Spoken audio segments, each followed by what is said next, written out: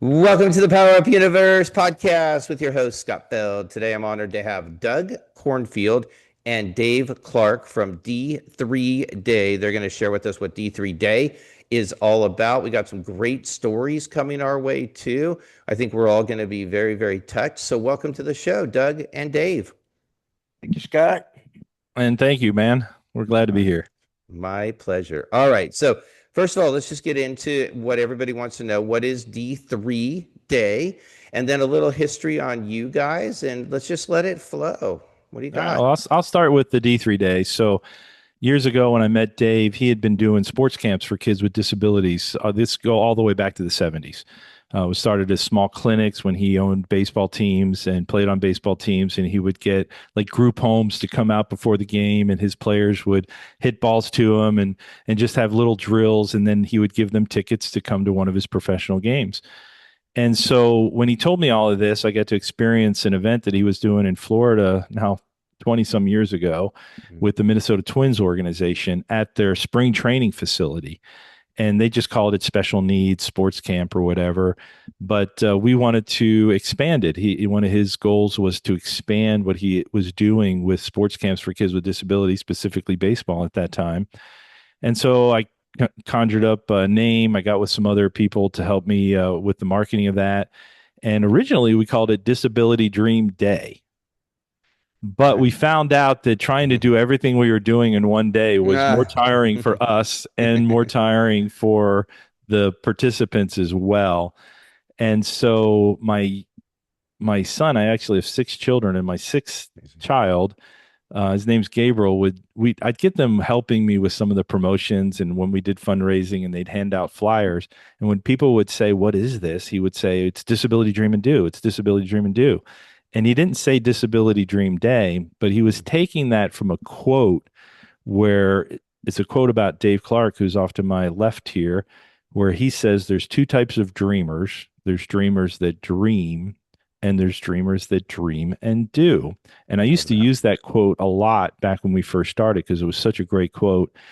And with that, my son picked it up and he would just say, Disability Dream and Do, Disability Dream and Do. And I got to thinking, that's probably better. It's still three Ds.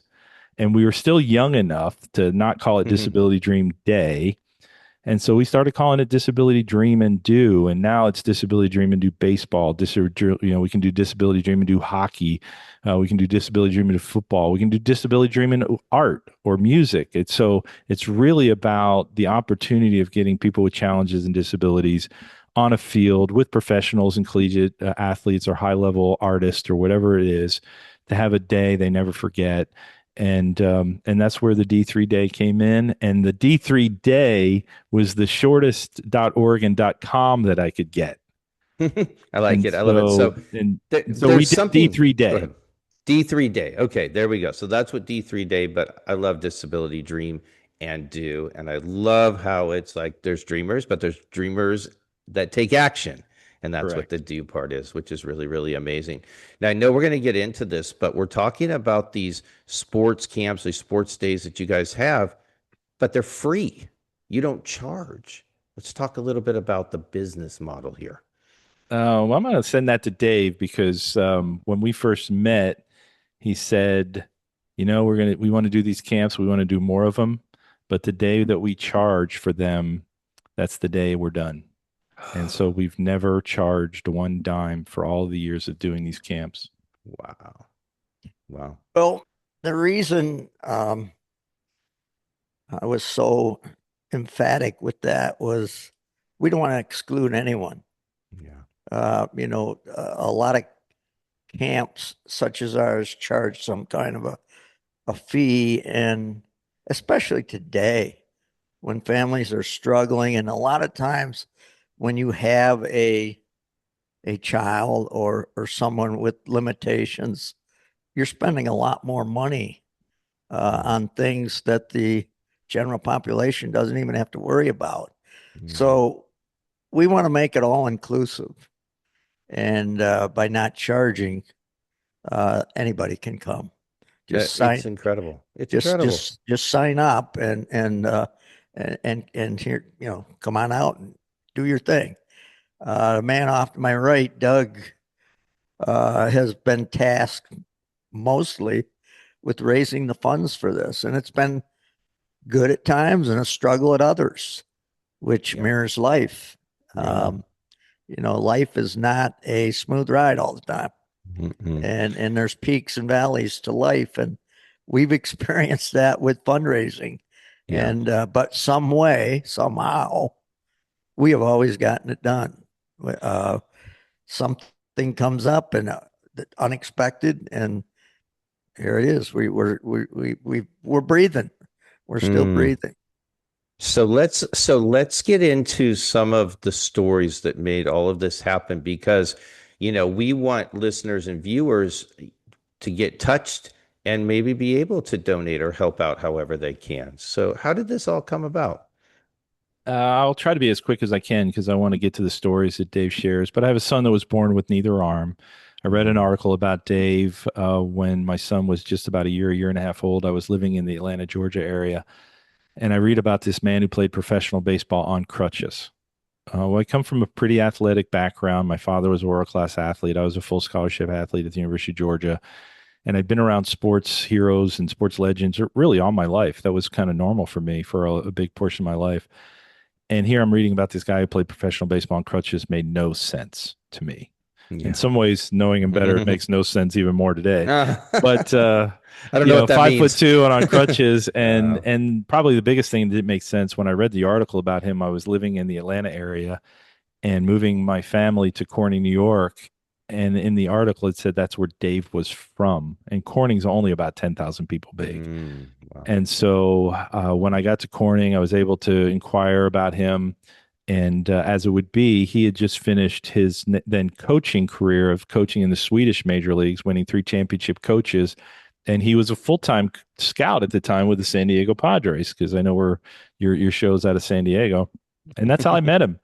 And it didn't make any sense to me. Met him at a ball field, and somehow he agreed to have breakfast with me, which I think he regrets some days. And then we later he became a client of mine at Merrill Lynch.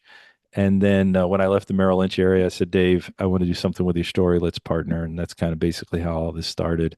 But Awesome. when that first meeting that we ever had, he said, I want to do more sports camps for kids with disabilities. And I'm thinking movie deals and speaking events and children's books and documentaries and all these kind of things. But his heart said, well, what I really want to do is more sports camps for kids with limitations and challenges. And I said, okay. And so ever since then, Disability Dream and Do, or D3 Day, has become our bullseye. So that's how it came That about. But that if you incredible. go back Hmm. to his life story, there's some really touching stories that I think are great for your particular audience that we often share. One of them has become a children's book. Another one, I want to become a children's book. And so we're looking for help for that. But let me just set What this kind of help are you looking for? sponsorship, a big corporation. It's a big story. It has a lot of impact. It could be a veteran's help for this second story. But I want to pass the mic over to him because he usually shares the first part of this particular story. And it had a profound impact on me when I read it in his book, A Diamond in the Rough, which is a book about his life story. And this is going all the way back now to first grade in 1958. All right. Let me back up even further than that because some of your listeners haven't really given my background. In 1953, I had polio. Mm. I always say that Doug disagrees with me, but I always say that the COVID we just experienced a few years ago, polio was the COVID of the 1950s. A lot of similarities. Kids were dying. I was severely paralyzed. Mhm. Was told, my parents were told I wasn't going to live Mhm. on my first meeting with the doctors. And then 2 weeks later, they told them I was going to live probably, but would be a vegetable. That's the exact word they use, vegetable. Would have no muscular movement on my own. A year later, I came walking out of that reconstruction home wearing two full length leg braces and crutches, but walking.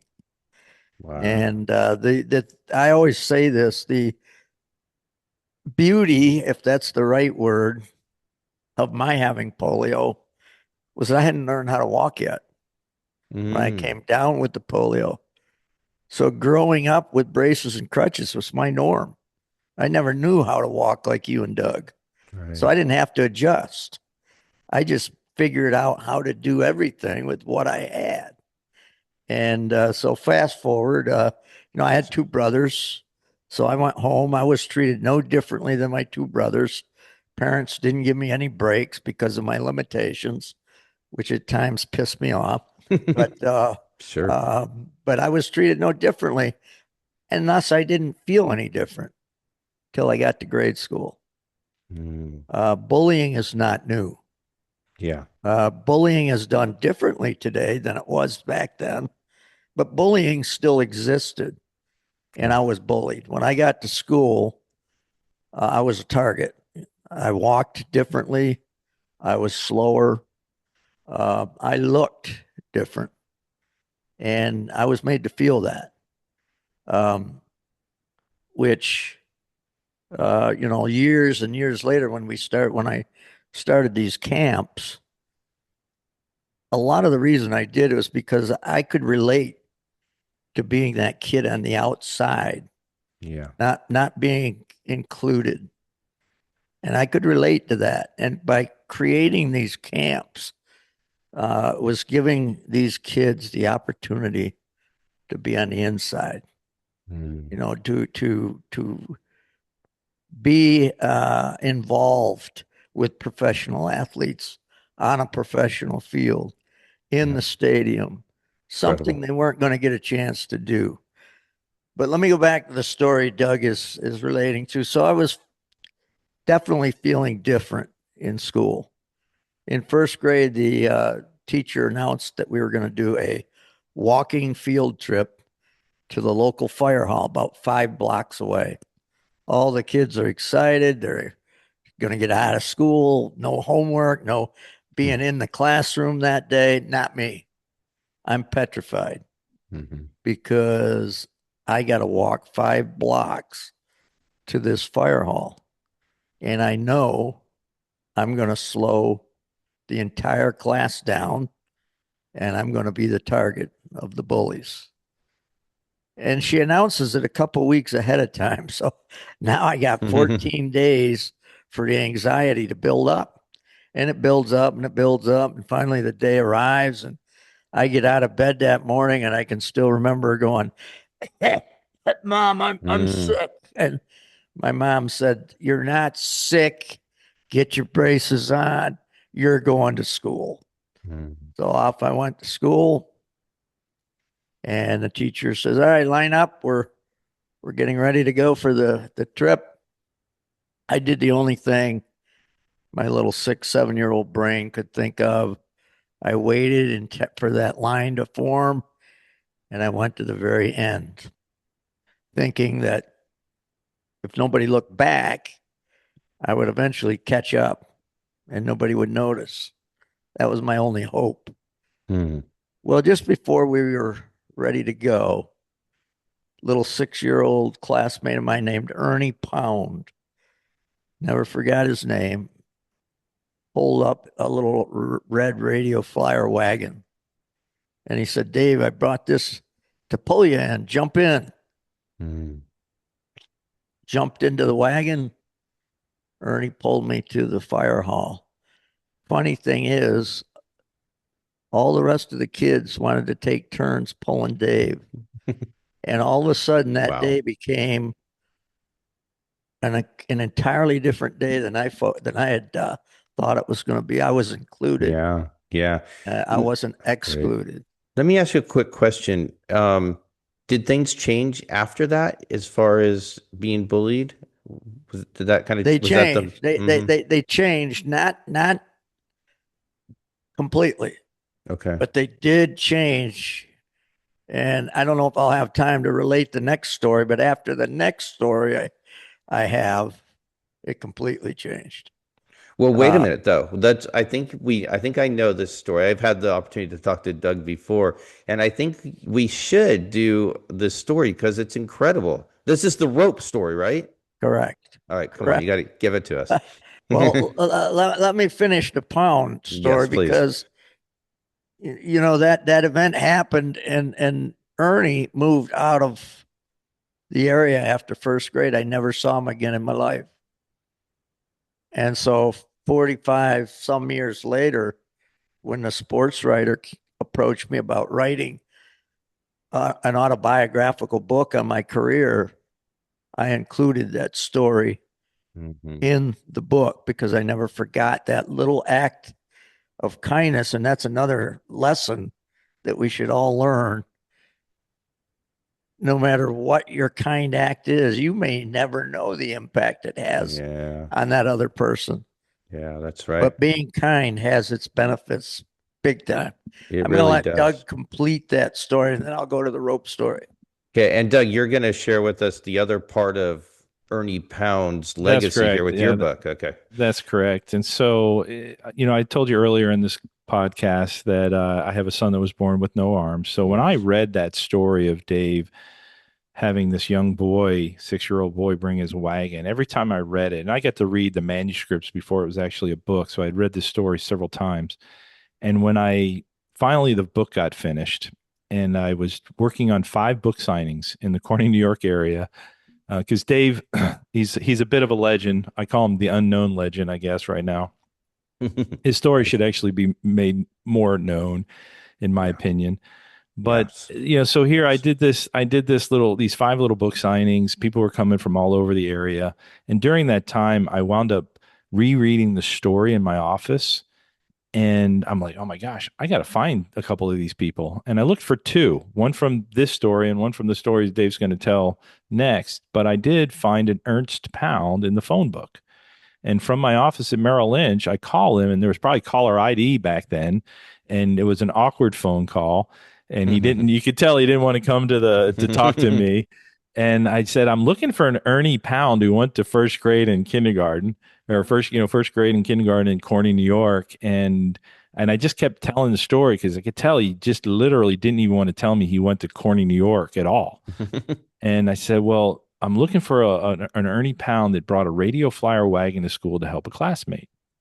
And as soon as I said the radio flyer wagon, he goes, well, that was my sister's wagon.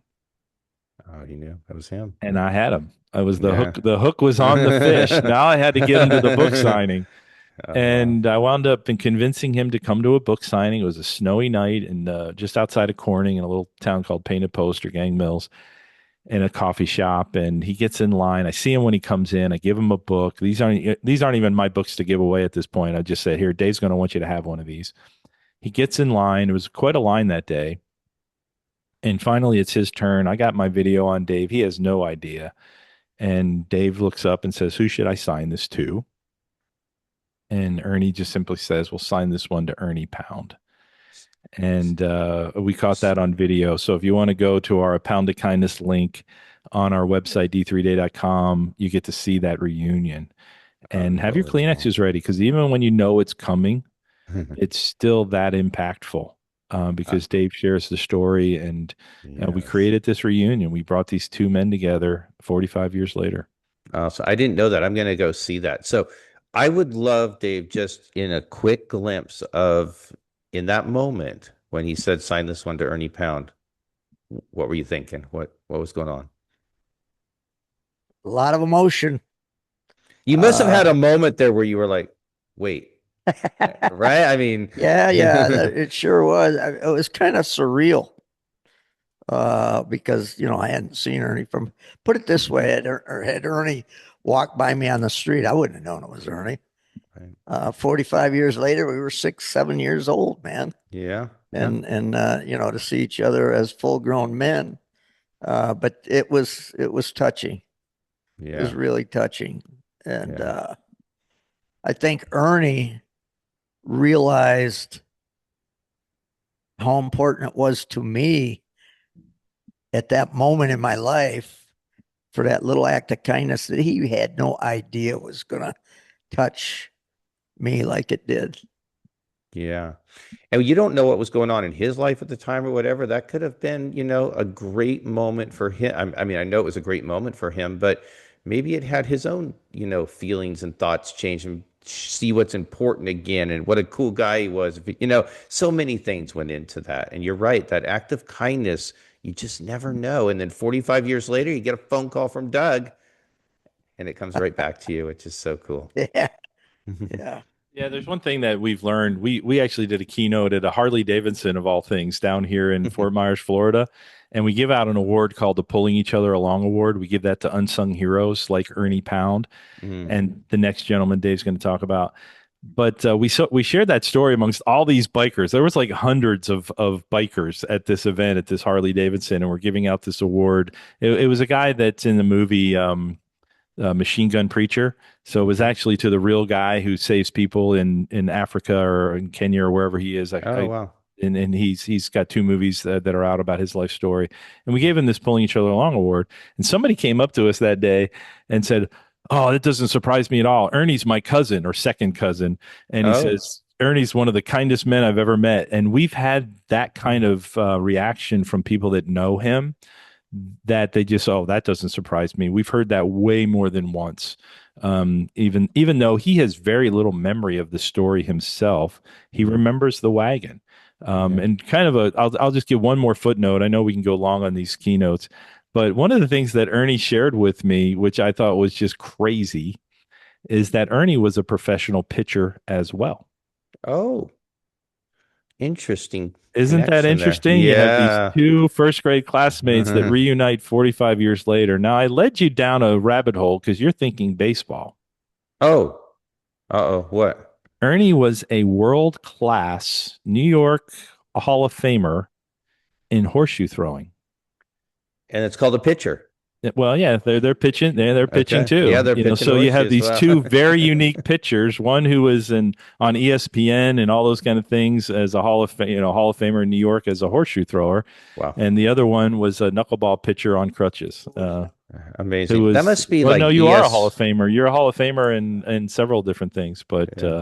It he's does in say several Hall of Hall of Fame Fames. back there, on the logo behind you, and on your shirt as well. That horseshoe throwing, that must be on ESPN 12 or something, because I don't have that one Yeah, on my but he's been retired from that for quite a while, but Mm, and there was like a few world events that were on ESPN back in his day, kind of okay. things, and but he is in the New York Hall of Fame for horseshoe throwing or pitching, which I thought was it's just like one of those things we don't normally share, but it's just kind of a unique catch to that story as It well. is. It is. Both of these guys. We're viewers, listeners. We're going to go a little long today because this next story coming up, like I said, I have heard a piece of this, and I definitely want to hear it from Dave. So we'll go a little extra long. So stay with us here. And I just want to make sure that we mention, Doug, your book that you have. Hold it up for us if you can. I know you guys have a screen and stuff there. No, it comes out perfect. Okay, A Pound of Kindness. Look at the red wagon pulling them along. So your book, A Pound of Kindness, is kind of a tribute to Ernie Pound. Yeah, awesome. You can get that on Amazon, right? Is that on your website too? Yeah, we want you to come to our website for Yeah. that, Okay. d3day.com or apoundofkindness.com. I've taken it off Amazon because they like to keep all the money, and Oh, I know. we like to use it as a fundraiser. So you can get it used on there, but it wouldn't go to us to help us. And we Okay. actually have a thing where we actually want you to buy a box of the books Oh, at a special donation so that you can share this story of kindness to other people and give it away. awesome. Incredible. Okay. All right. We've been building this up, Dave. Deliver us a story. I hope I can You will. meet your standard. You will. You will. So as I said, I looked different, I walked different, felt different in grade school, and the Ernie Pound story helped uh, stifle some of the bullying, but it didn't stifle all of it. It was still there.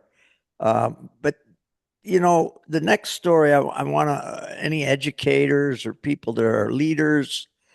Um, this has it's taught me to look beyond the cover of a book, so to speak. Mm. Just because the cover looks one way doesn't mean if you open the book, it can go another. Absolutely. And that's what the teachers did to me, specifically phys ed. Uh, Kindergarten, first, second grade, I was not allowed to participate in phys ed. They had a chair set on the sideline. Teacher would tell the class what they were doing that day, and I would automatically be sent to the chair on the sideline. And I had to watch. And that was because they were worried you might hurt yourself. Was it a I think liability? I honestly think, Scott, that that may have been some of it, but I looked like I wasn't an athlete, Okay. and I looked like I couldn't do what they were doing in gym class, but Okay. they assumed. Yeah. They didn't give me a chance. Yeah. They assumed because they only looked at the cover of the book. Right. If they'd have flipped the page, they may have found out something different. And Mr. Snetchler, who became my new third grade teacher, third grade gym teacher, flipped the book open. Mm-hmm. Mr. Snetchler, again, he was a new phys ed teacher for third grade, crew cut, military type guy, tough guy.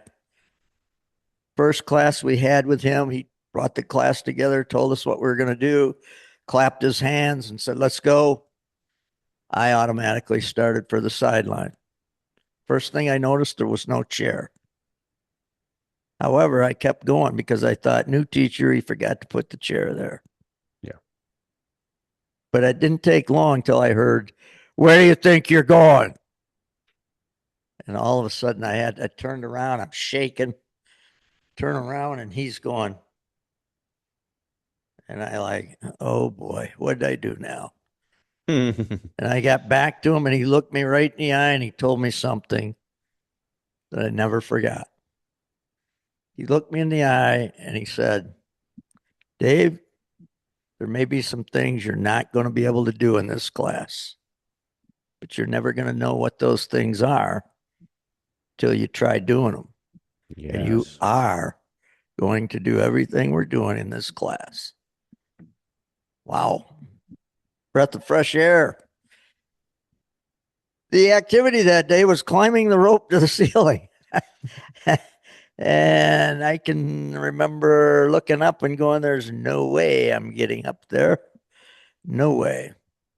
My turn came and Mr. Snetchler said, you got to try it. So I grabbed the rope with two hands, dropped my crutches, and started putting fist over fist and found myself elevating. Yeah. And what I didn't realize was walking with the crutches had built a lot of upper body strength. And so I kept going.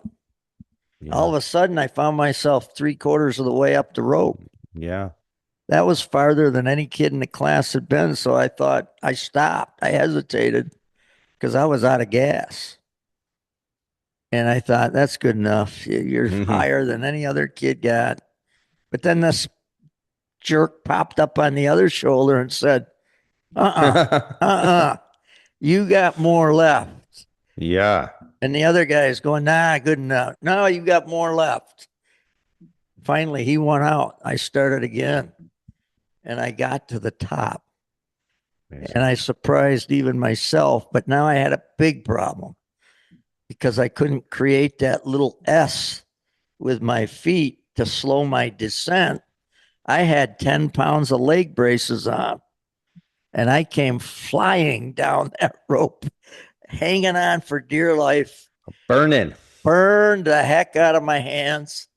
But when I Man. got to the bottom, that was the best burn feeling I ever had. The kids' jaws dropped. He got up there. We didn't. Mr. Snetchler gave me an ice cream bar for being the only kid. And he proved his point that very first day. Yeah. I didn't even think I could get up that rope. Yeah. But I had to try it. I did, and I got up that rope. And the next activity in his class was baseball. Yeah. And the rest is history. The rest is history. So good. Well, so, there's such a valuable lesson for my audience here when we talk about confidence. That's the platform. And building confidence means sometimes you have to step out of that comfort zone. You have to try. And sometimes you need a little bit of a push from a third grade gym teacher. And, we could all be as adults that third grade gym teacher. You can see in my name here, it says Power Up Experiences. The U and the P are capitalized. That's unlimited possibility, unlimited potential. Amazing. By the way, Dave, I have a name for these guys on your shoulders, all of our shoulders. There's the frenemy, the one that tries to protect you when you don't need to be protected. You did good enough. It's okay. You're fine. And what if you fall now or you don't make it? That's not going to be good. And then there's the BFF, biggest fan forever, the one that won out for you that says, go for it. You got to do it. You can make it. And I'm so glad that BFF won out for you. You became a legendary baseball player. Incredible, right? And that, would you say that was the Uh, would you say that's the moment that turned it for you, that had you go, I can do yeah, stuff? yeah. But Awesome. I wouldn't use a legendary baseball player. I already did. I was a roster filler. Yeah. I was good enough to get to a certain level of professional baseball, but never was a what they call bona fide prospect. The Um, legendary stems from what you overcame to become who you were. That's the legendary. and you're right that without I always say this without Mr. Snetchler, I'm not talking to you today. Unbelievable. Mr. Uh, Snetchler, I know you're probably not with us anymore, but amazing. Yeah, and that's Amazing. kind of to wrap up this story. I know we're way over time, which is typical for Dave and I on a podcast. But later in life, I found a reunion. I finally found Mr. Schnetzler, You um, did. and we set up a reunion with him as well. And we always referred to him. Dave referred to him as a Marine because he was that crew cut scary guy, in school and back in the day. Yeah. And all of a sudden, I found his son on Facebook, basically William Snetchler Jr. Hmm. And I reached out to him, and we finally got a hold of this guy, and I created a reunion. But then his son started telling me about his dad, who was not a Marine. He Mm. was in the 10th Mountain Division, 3 tours in Italy, took out a bunker, went from private to colonel in the Army. So actually, when he walked into Dave's gymnasium back in 1960, he was a colonel. He was a colonel in the Army. Amazing. And I say this story just to wrap this up because he passed away at 99 years old. We did create a reunion with him when he was 93, which Dave then cried like a baby, like at the reunion of Ernie Pound. And we presented him with a Pulling Each Other Along award, which was well deserved because he was literally one of the greatest persons that pulled Dave along with Dave's father and mother, and of course others, and Ernie Pound. But we found out he passed away a year ago, and just a few weeks ago, we were invited to his funeral that's going to be in Arlington. So this war hero, this person, this military hero that served this country, who also served Dave Clark and changed his life, totally two different things, but impact that literally will last a legacy and a lifetime for this man. And that's why when I said we want to write another children's book, well, that children's book's just simply called The Rope Climb, Oh, and we're looking for help for that. And people can reach out to our page that would want to be a part of that and maybe are inspired. But you can see too that if you look at our Pound of Kindness book, these are first class books. It's not second class, and these are first class stories. And these are the kind of stories that can impact even your crowd, Scott, yeah, and for impact sure. really anybody. Yeah. And we want to give kids that confidence. Dave often talks about success breeds success, and that's what we want to give a little success so that we can pile on another act of success, another act of success, and literally that's what Colonel Snetchler, this gym teacher in Corning, New York, in 1960, did for Dave Clark, and that's what we Um, want to do for other kids with our disability dream and do sports camps as well. Awesome. So, as we are wrapping up, I always like to give you the floor here. What is the ask? How can people really get involved? I know that you want to span out with the camps for sure to different locations. You have your books. You have, I think you still have a movie idea, right? That got hit by the writer's strike. You and I had that talk because there was a Yeah. similarity there.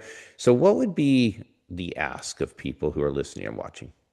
Obviously there's always a small ask of sharing and doing all those kind of things. We have Instagram. They can search d3day.com. But, right now we're needing to get the financial engine moving again. And it's moving, but it's not moving fast enough. And there's a couple of ways. One of the ways is to get Dave and I back on some bigger stages, which is happening again. We just got asked to speak at Old Miss's graduation in 2027, where we're speaking at one of the largest nursing homes and right here in Fort Myers, which is going to be a really great event. We'll get great video from that. It'll probably be, good people that we'll be dealing with as well. So school visits, corporations that would want to hear about his leadership skills, kindness, all sorts of disability awareness, inclusion. There's so many topics that we can hit on that if you know of an event that can hire us to get on stage. And then a small way to help right now, yes, we can buy the book one at a time, A Pound of Kindness. You can go to poundofkindness.com. But I really would love help for those that would want to give a contribution. We usually ask $350, but we send them a box of our children's books specifically so that they can give out and spread Awesome. kindness and spread this confidence. And so that's a smaller ask. Obviously, if people want to get on a Zoom with us, they can connect with us on our d3day.com page, set up a Zoom with me. But we're looking for folks that want to help with the finances, create more disability dream-induced sports camps, whether it's through the book, speaking events, the movie deal that we have going, all of those things. But it's more finances, more consistently. If somebody wants to become a D3 Day Hall of Famer, we can talk about that as well. Okay. And there's several things that of interest for somebody that just wants to give $20, but somebody that wants to give several million as well. It all matters. It all counts. Yep. Yeah, that's so good. What a great stories. What a great mission. What a great cause. I am honored to have been able to have this episode with you guys. Thank you so much for your time and thank you for being here. I really appreciate it. Thanks for having us, Scott. You are welcome. Thanks, Scott. Yeah.